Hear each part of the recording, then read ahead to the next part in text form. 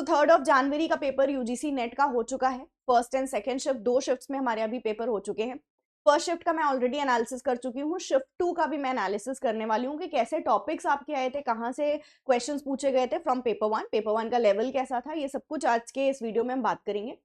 Shift 1 की अंदर जो टॉपिक्स पूछे गए थे उसको जरूर से एक बार देख लेना। मैंने उस पर एक वीडियो भी बनाई है about the explanation of the topic जो आपके एग्जाम में पूछे गए थे, मतलब जो भी क्वेश्चंस आए थे मैंने एक वीडियो के अंदर उसको कंपाइल किया है ताकि आप लोग एक क्विक रिविजन करके एग्जामिनेशन के लिए जा सको अगर आपका नेक्स्ट शिफ्ट में पेपर है। अब हम बात करेंगे अभी शिफ्ट 2 की कि कैसे टॉपिक्स आपके बने थे, यहाँ से क्या क्वेश्चंस बने थे, राइट। चले लेट्स स्टार्ट। सबसे पहले हम टीचिंग की बात करेंगे। तो टीचिंग से हमारा क्वेश्चन बना था मेमोरी पे। मेमोरी अभी मैंने आपको कुछ दिन पहले ही वीडियो प्रोवाइड करी थी जिसमें मैंने 10 मिनट्स के अंदर सारी मेमोरी के ऊपर डिस्कशन किया था। तो अभी जो क्वेश्चन आपसे पूछा गया था इम्प्लिसिट एंड एक्सप्लिसिट के ऊपर क्वेश्चन आया था। इम्प्लिसिट एंड एक्सप्लिसिट मेमोरी के ऊपर। इम्प्लिसिट क्या होती है? अनकॉन्शियस होती है। हम यहाँ कॉन्शियस एफर्ट लगा के चीजों को याद नहीं करते, यहाँ पर हम कॉन्शियसली इंफॉर्मेशन को रिटेन करने की कोशिश करते हैं अपने माइंड में, राइट। नेक्स्ट आपका क्वेश्चन बना था ट्रांसफर ऑफ लर्निंग। अगेन आपके एग्जामिनेशन से 3-4 दिन पहले मैंने आपको ट्रांसफर ऑफ लर्निंग का फिर से कॉन्सेप्ट दिया था। मैं आपको पहले ही कॉन्सेप्ट ट्रांसफर ऑफ लर्निंग का पढ़ा चुकी थी, लेकिन फिर मैंने रिपीटेड वीडियो आपको प्रोवाइड करी थी बिकॉज ये टॉपिक इंपॉर्टेंट था। ट्रांसफर ऑफ लर्निंग से मैच वाले क्वेश्चंस बने थे, मैच द कॉलम वाले, तो वो वीडियो देख लोगे।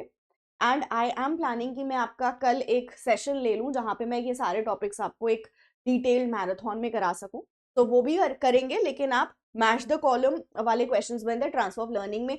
लो रोड, हाई रोड, ऐसा आपका क्वेश्चन आया था जहां पर यू हैव टू मैच।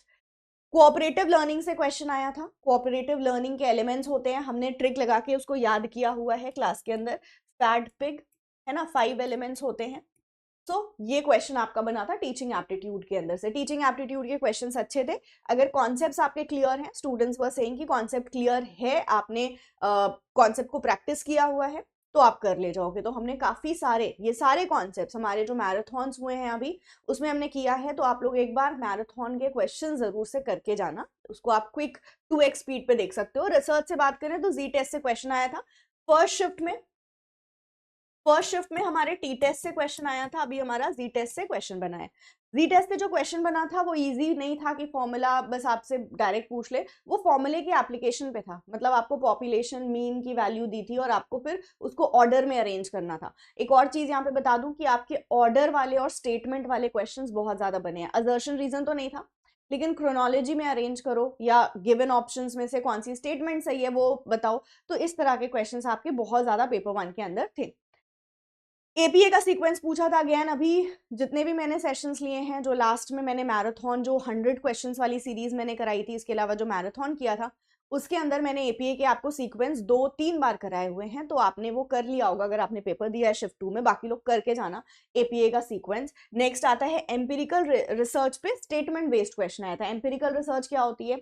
वो रिसर्च जहां पर हम चीजों को खुद एक्सपीरियंस या ऑब्जर्व करें एंड तभी हम उसको अपने रिसर्च के अंदर इंक्लूड करेंगे, तो वो एम्पिरिकल रिसर्च होती है। यहाँ से स्टेटमेंट बेस्ड क्वेश्चन आया था।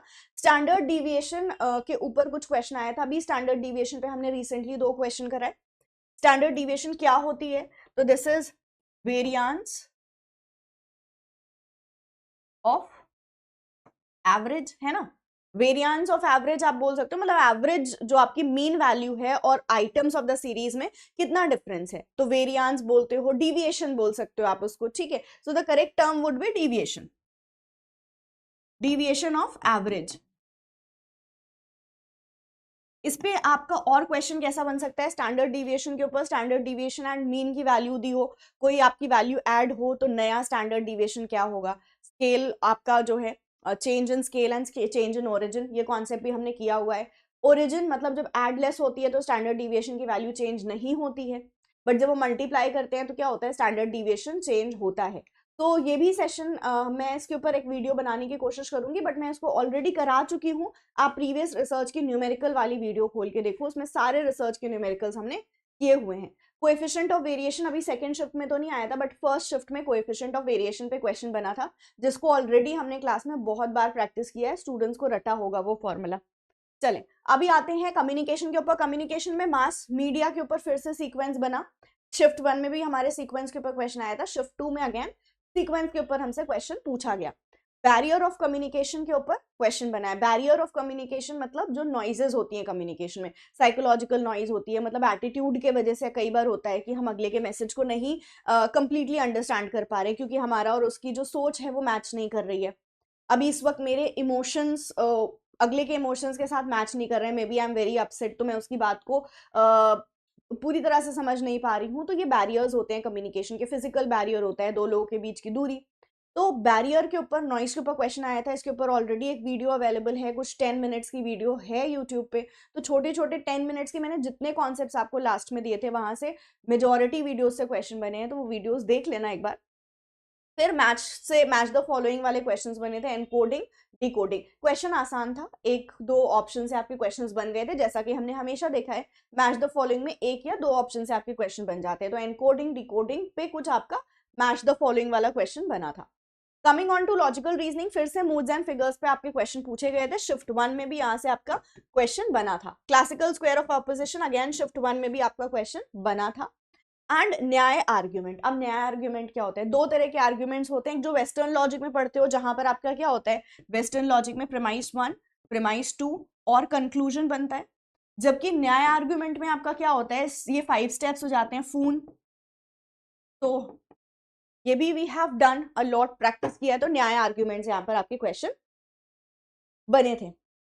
आते हैं नेक्स्ट, पीडी की बात करते हैं। तो पीपल डेवलपमेंट एनवायरनमेंट में आपके energy resources, noise parameter, vehicle fuel, SDG और एमडीजी में कॉमन गोल क्या है, यहां से क्वेश्चन बना था कि एसडीजी और एमडीजी में क्या कोई कॉमन गोल है। This question was asked. PD का ये क्वेश्चन, ये टॉपिक्स आपसे पूछे गए थे एंड पीडी स्टूडेंट ने बोला कि थोड़ा ज्यादा हमें देखने को मिला था यहां से टॉपिक। नेक्स्ट, हायर एजुकेशन में आपको बनारस संस्कृत कॉलेज किसने एस्टैब्लिश किया था, ये पूछा गया था। बनारस संस्कृत यूनिवर्सिटी किसने एस्टैब्लिश करी थी। देन एस्टैब्लिशमेंट ईयर पूछा हुआ था यूनिवर्सिटी का। वुड्स डिस्पैच के ऊपर क्वेश्चन आया था एंड ओपन यूनिवर्सिटी के ईयर आए थे। मतलब बेसिकली यूनिवर्सिटी के एस्टैब्लिशमेंट का ईयर आपसे पूछा गया था हायर एजुकेशन के अंदर। आईसीटी में आपका हेक्साडेसिमल के ऊपर क्वेश्चन आया था, लेकिन ये कन्वर्जन वाला क्वेश्चन नहीं था। हेक्साडेसिमल में कुछ पॉइंट्स वाले, डेसिमल वाले क्वेश्चन थे, जिसको आपको डिसेंडिंग ऑर्डर में अरेंज करना था। स्टूडेंट ने कहा पॉइंट कुछ ऐसा था कि नंबर के आगे 0.001 कुछ इस तरह का आपको क्वेश्चन बना था, जहां पर आपको अरेंज करना था इन डिसेंडिंग ऑर्डर।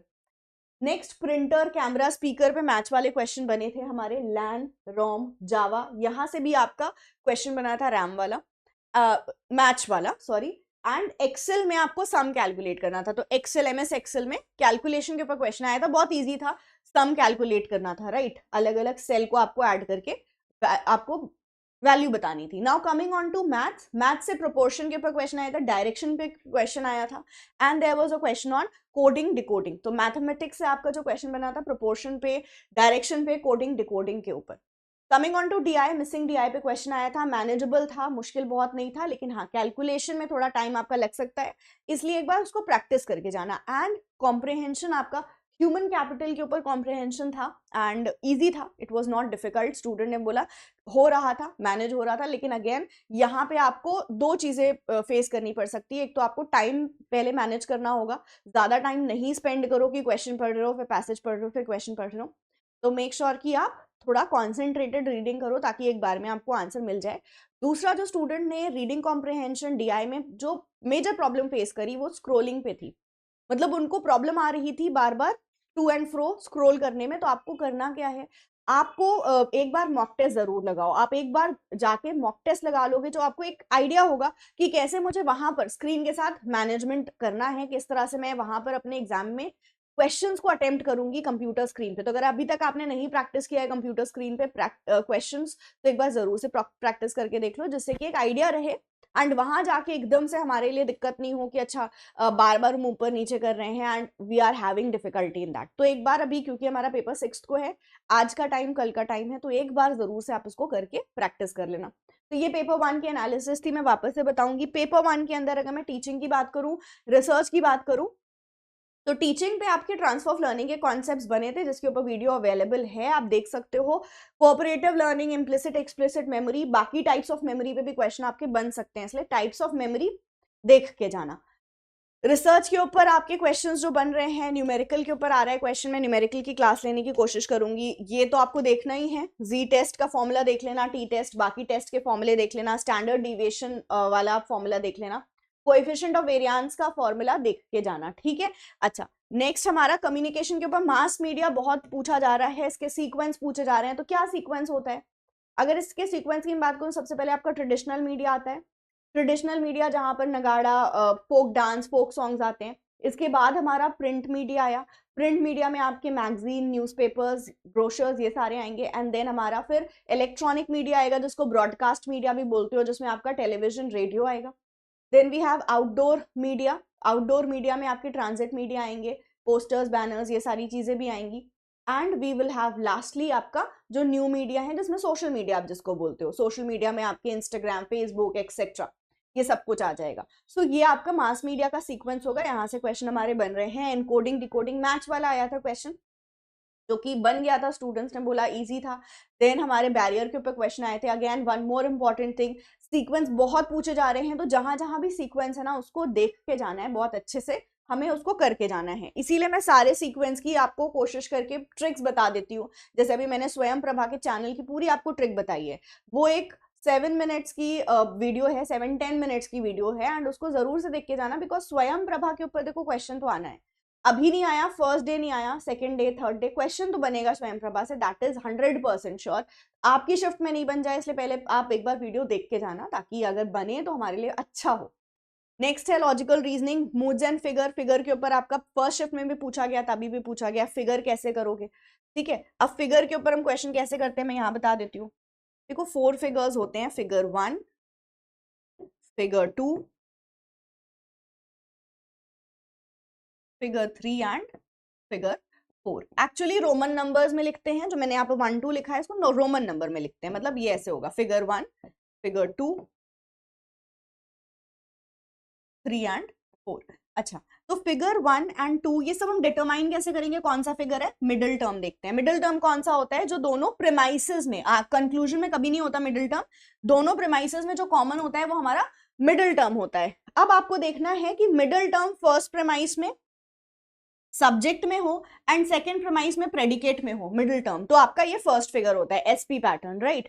तो हम कैसे इसको याद करते हैं? हमने याद किया, एक छोटी सी मैंने ट्रिक बनाई है, that is some people are picture perfect, some selfie perfect selfie, ठीक है। सम पीपल पिक्चर परफेक्ट, तो some people SP pattern, picture perfect PP pattern हो गया second figure, some selfie SS pattern and our perfect selfie that is PS pattern figure 4। ये आपको इस तरह से याद रखना है। मूड क्या होता है? AEIO। ऑल वाली स्टेटमेंट को आप बोलते हो, इसका मूड A है। नो वाली स्टेटमेंट होती है E, some I and some not O, ठीक है। मूड कैसे निकाला जाता है? देखो, can be asking you this, की मूड कैसे डिटरमाइन होता है? फिगर तो मिडिल टर्म देख के डिटरमाइन होता है, मूड हमारा डिटरमाइन होता है बाय क्वांटिटी एंड क्वालिटी।